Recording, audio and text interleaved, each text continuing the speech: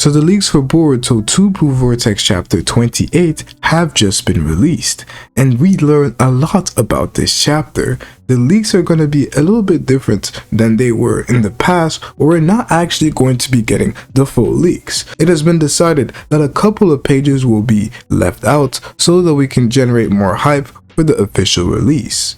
But based off the pages that we do end up receiving, I can already tell that this chapter is going to be quite good. But here we begin with Inogen. We begin the chapter with Inogen and this said new ability that he has been tasked with awakening and mastering.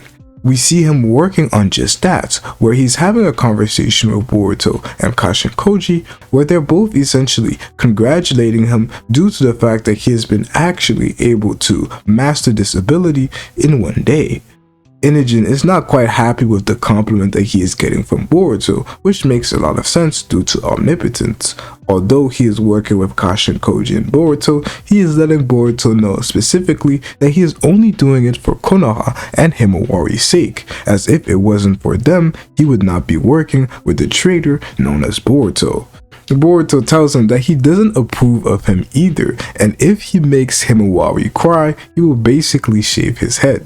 This is a funny interaction that we do end up getting between Inogen and Boruto, but it just showcases the fact that omnipotence is still remaining prevalent in the story, even though we see them working with Boruto. This is all for the sake of Konoha, and we see this being the case throughout the story already. The fact that everything that they're doing, even working with a traitor who they deem Boruto to be, is all for the sake of Konoha. But this is where we see Boruto, who ends up leaving. He ends up leaving using the Flying Raijin technique, and we cut back to the conversation that Konohama was having with Kobu, where his interrogation is finished, and then it appears like somebody else is going to be brought in. We see that Shikamaru is trying to make contact with Sai and explain to him basically what is going to be going on, trying to get him to join his side.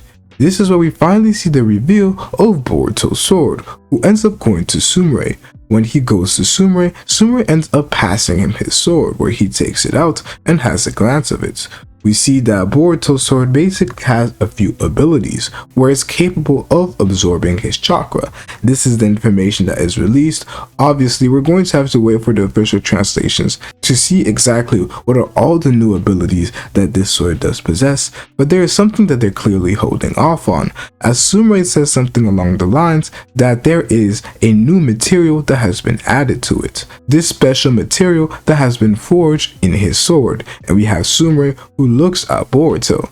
This is quite interesting because I believe that Boruto's sword is referred to as scientific technology, which goes back with a lot of themes that we saw early on in Boruto 2 Blue Vortex. How scientific technology is not necessarily bad depending on how you use it, but Boruto's glance at this new special material that's been added definitely makes me think that it is not anything ordinary. We're probably going to see maybe some Otsutsuki powers or something Otsutsuki, I believe, that has been added to it, in my own personal opinion.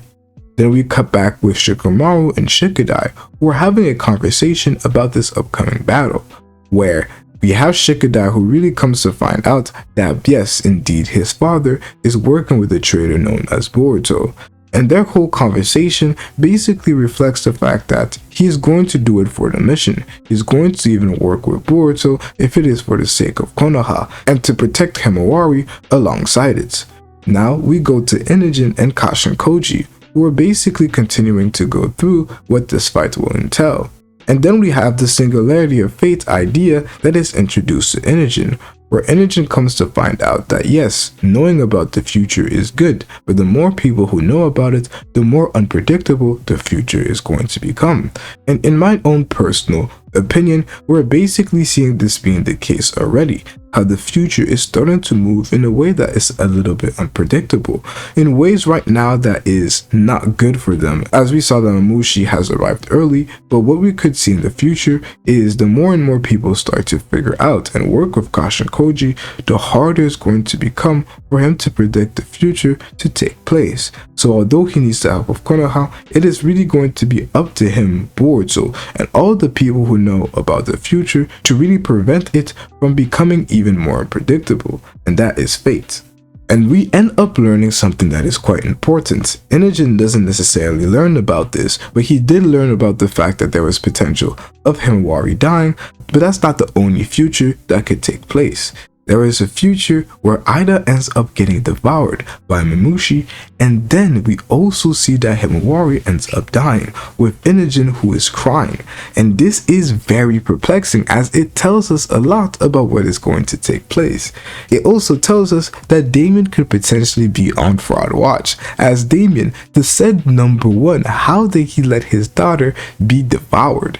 This is going to be very interesting to see exactly what role Damien ends up playing, as we do see him in the pages to come, but Damien letting his sister end up being devoured is something that is very important. So let's not minimize Mamushi at all, as Eida getting devoured, I don't know what it will necessarily mean to omnipotence, because we do know that from Momoshiki, omnipotence will not be averted due to Eida's death or something happening to Eida, but my biggest concern is, will that ability be transferred to the Senju? And the Senju being Mamushi, it is a very scary future if this does end up taking place.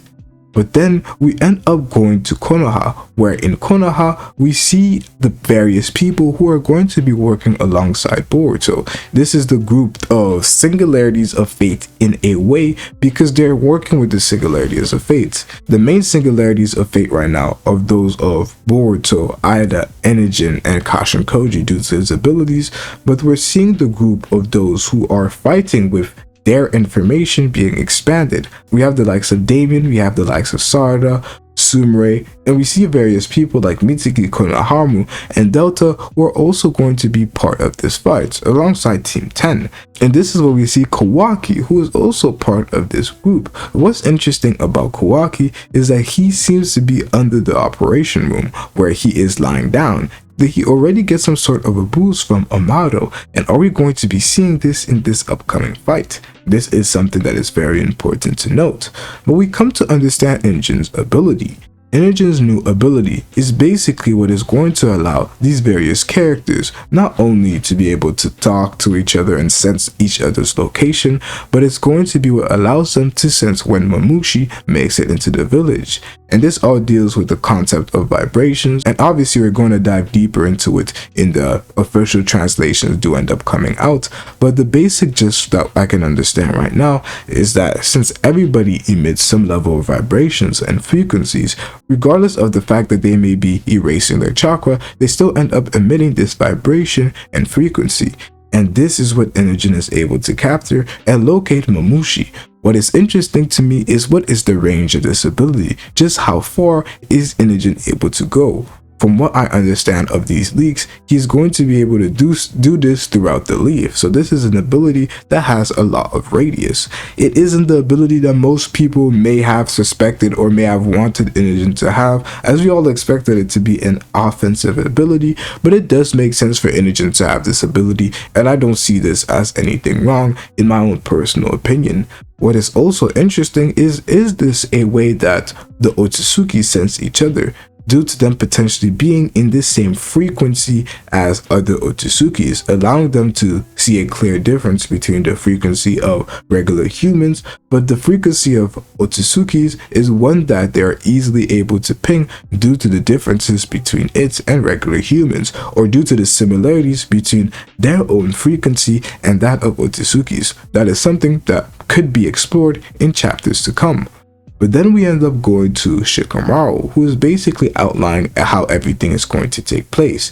They do end up noticing that Mamushi makes an appearance, as we see that Mamushi ends up talking to random civilians.